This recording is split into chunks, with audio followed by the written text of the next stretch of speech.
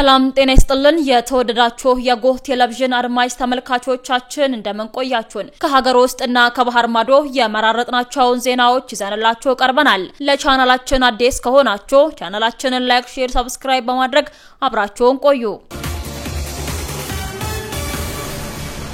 በኢትዮጵያ አፋር ክልል የሚንቀሳቀሰው የሻቢያ ተቀናቃኝ የቀይ ባህር አፋር ዲሞክራሲ ድርጅት አዲስ ኃይል አሰልጥኖ ማስመረቁን በትግራይ ክልል ከጣለ ከባድ ዝናብ ጋር በደረሰ የመብረቅ አደጋ ምክንያት የሰዎች ህይወት ማለፉን ትርፍ ለመጫን የህዝብ ማመላለሻ መኪናዎች ውስጥ የነበሩ ተጨማሪ ወንበሮች መወገዳቸውን እነዚህን ጨምሮ ሌሎች መረጃዎችን ይዘንላችሁ ቀርበናል አብራችሁን ቆዩ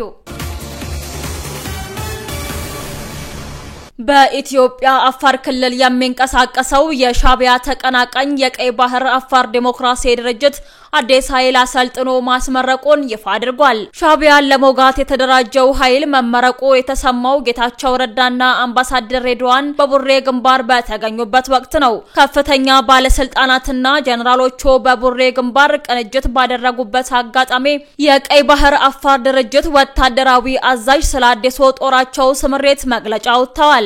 ታጣቂ ኃይሉ ለተከታታይ 3 ወራት ያሰለጠናቸውን ኃይል ለስምሬት ዘገጆ ሆኗል ብለዋል። ድርጅቱ ባወጣው መግለጫ የኢሳያስ አፈወርቂን አስተዳደር ለሞጋት ያሰለጠነው ኃይል እስከ መሃል ሀገር ዘልቆ በመግባት ጥቃት ለመፈጸም የሚችል እንደሆነም ተናግረዋል። የድርጅቱ ወታደራዊ አቅም የፊት ለፊት ውጊያ፣ የሽምቅ ውጊያና ልዩ ኦፕሬሽን መፈጸም እንዲችል ተደርጎ ሰልጥኗል የተባለ ሲሆን በኢሳያስ አፈወርቂ አገዛዝ ተቀምጧል ያለውን የቀይ ባህር አፈር መሬትን ነፃ አወጣለሁም ብለዋል። ወታደራዊ በቁነቱ ተረጋግጦ ተመርቋል የተባለው የድርጅቱ ኃይል ሻቢያን በኃይል ለመገርሰስ የሚያስችል ቁመና አለው ተብሏል።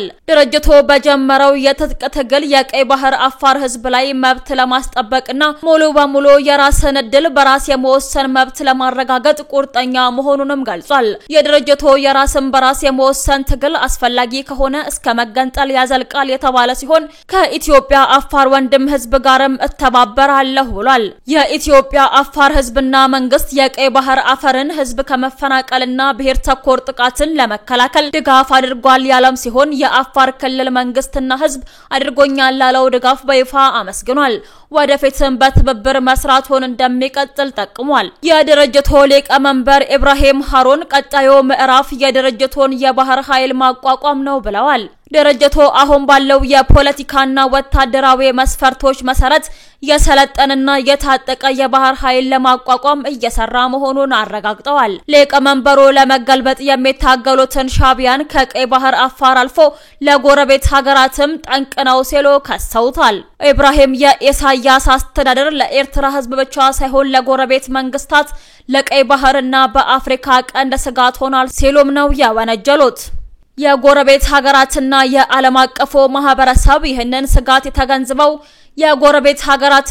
አቀፉ ማህበረሰብ ይህንን ስጋት ተገንዝበው የኢሳያስ አፈወርቂን አስተዳደር ለመገርሰስ የሚታደጉ የኤርትራ ኃይሎችን እንዲደግፉ ጠይቀዋል። ድርጅቱ የኤርትራን ጭቆና አገዛዝ በጋራ ለመታገል የሚያስችል ግንባር ለመፍጠር ለኤርትራ የፖለቲካ ኃይሎች ጥሪ ማቅረቡን አንድ አፍታ ሚዲያ ዘግቧል።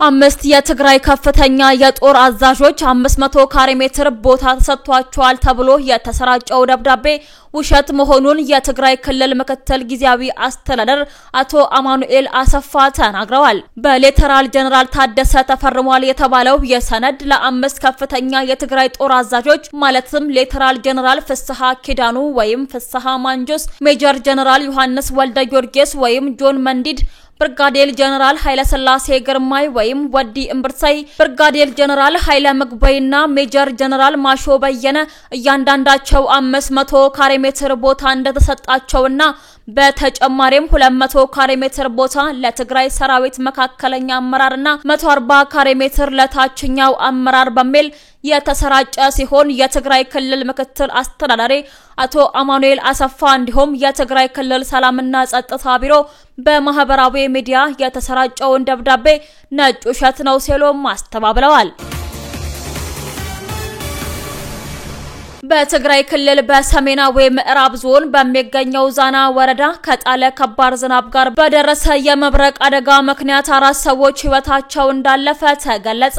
የዛና ወረዳ አስተዳዳሪ ሙላቴ ሀደጉ ለቢቢሲ እንደገለጹት በመብረቅ አደጋው ምክንያት ከሞቱት ሰዎች መካከል 3ቱ የአንድ ቤተሰብ አባላት ናቸው ብለዋል። በአደጋው አባት፣ እናት፣ ወንድም ልጆቻቸው ሞተዋል ብለዋል። በአደጋው አባት፣ እናትና ወንድ ልጃቸው ሞተዋል ብለዋል። በተጨማሪም አንድ ሌላ ግለሰብ በመብረቅ አደጋው መሞታቸውንም አክለዋል። ማክሰኞ ጥቅምት 11 ቀን 2018 ዓ.ም ማምሻውን ከባድ ዝናብ በመጣሉ ምክንያት የመብረቅ አደጋውም እንደተከሰተ አቶ ሙላቴ ለቢቢሲ ተናግረዋል። ከ11 ሰዓት እስከ ምሽት 3 ሰዓት በጣለው ከባድ ዝናብ ምክንያት በወረዳው በሚገኙ 2 ቀበሌዎች ማለትም በሃዲነት ቀበሌና በማይለሚን ቀበሌ የመብረቅ አደጋው ደርሷል ብለዋል። የሰባተኛው ሀገራዊ ምርጫ ድምጽ መስጫ ቀን ግንቦት 24 እንዲሆን ጥሪ ቀረበ። የኢትዮጵያ ብሔራዊ ምርጫ ቦርድ ለሰባተኛ ጊዜ የሚያካሂደውን ሀገር አቀፍ ምርጫ በመጪው ግንቦት 24 ቀን 2018 ዓ.ም ለማድረግ ምክረ ሐሳብ አቅርቧል። ሰኔ 3 ቀን እንደሚሆንም ቦርዱ አሳውቋል። ሰባተኛው ሀገር አቀፍ ጠቅላላ ምርጫን ለማድረግ በዝግጅት ላይ የሚገኘው ብሔራዊ ምርጫ ቦርድ በምርጫው የጊዜ ሰሌዳ ዙሪያ የፖለቲካ ፓርቲዎች ጋር ውይይት አድርጓል። ከ60 በላይ የፖለቲካ ፓርቲዎች ተወካዮች በተሳተፉበት በዚህ ውይይት ላይ በምርጫ ጊዜ ሰሌዳ ላይ የጦፈ ውይይት መደረጉም ተገልጿል። መገናኛ ብዙሃን ባልተገኙበት በዚህ የውይይት መድረክ ላይም ምርጫ ቦርድ የሰባተኛውን ሀገር አቀፍ ምርጫ ዝርዝር የጊዜ ሰሌዳን ለፓርቲዎች ለውይይት አቅርቧል። ለውይይት በቀረበው የጊዜ ሰሌዳው መሰረትም ህዳር ወር ውስጥ በምርጫ መወዳደር የሚፈልጉ የፖለቲካ ፓርቲዎችና የግል እጩዎች ይመዘገባሉ ተብሏል። የምርጫ አስፈጻሚዎችን ዝርዝር ለፖለቲካ ፓርቲዎችና ለህዝብ ይፋ በማድረግ ህዳር 19 ተጀምሮ በጥር የመጀመሪያ ሳምንት ላይ ለማጠናቀቅ ታስቧል። የፖለቲካ ፓርቲ እጩዎችን መዝገባ ደግሞ ከታህሳስ መጀመሪያ እስከ ጥር የመጀመሪያ ሳምንት ድረስ እንዲመዘገቡ በእቅዱ ላይ ተጠቅሷል። እንዲሁም የምረጡኝ ቅስቀሳ ከታህሳስ 10 እስከ ግንቦት 19 ቀን 2018 ዓ.ም ድረስ እንዲከናወን የታቀደ ሲሆን ከግንቦት 20 እስከ ግንቦት 23 ያሉት 3 ቀናት ደግሞ ቅስቀሳ የማይደረግባቸው ወይም የጽሞና ጊዜ እንዲሆኑ በሚል ቦርዱ ማሳወቁን ኢትዮጵያ ኢንሳይደር ዘግቧል። ግንቦት 24 ቀን መራጮች ድምጽ የሚሰጡበት ቀን ይሆናል የተባለ ሲሆን ከግንቦት 25 ጀምሮ ባሉት 5 ተከታታይ ቀናት ደግሞ ጊዜያዊ ውጤቱ ይፋ እንደሚደረግ ተገልጿል። በውይይቱ የተሳተፉ የፖለቲካ ፓርቲዎች የሀገሪቱ የጸጥታ ሁኔታ ምርጫን ለማድረግ አመቺ እንዳልሆነና የሰላም ጉዳይ ትኩረት እንዲሰጠው ጠይቀዋል ተብሏል። ትርፍ ለመጫን የህዝብ ማመላለሻ መኪናዎች ውስጥ የነበሩ ተጨማሪ ወንበሮች ተወገዱ። ከማዕከላዊ ኢትዮጵያ ክልል ትራንስፖርትና መንገድ ልማት ቢሮ የተውጣጡ ቲም አባላት ከሃላባ ዞንና ከቁሊቶ ከተማ ከባለድርሻ አካላት ጋር በመሆን ተቀጽላ ወንበሮችን በመጠቀም ተሳፋሪዎች ላይ ትርፍ በመጫን ማህበረሰቡን ሲያስቸግሩ ለነበሩ አሽከርካሪዎች ግንዛቤ በመፍጠር ትርፍ ለመጫን የሚጠቅሙ እቃዎችን የማስወገድ ስራ በሃላባ ቁሊቶ መናኸሪያ ውስጥ ተሰርቷል ተብሏል። ውድ አድማጭ ተመልካቾቻችን ለሰዓቱ ያዘጋጀንላችሁ መረጃዎቻችን እነዚህን ይመስሉ ነበር። አብራችሁን ስለነበራችሁ ከልብ እናመሰግናለን። በያላችሁበት ሰላም ቆዩን።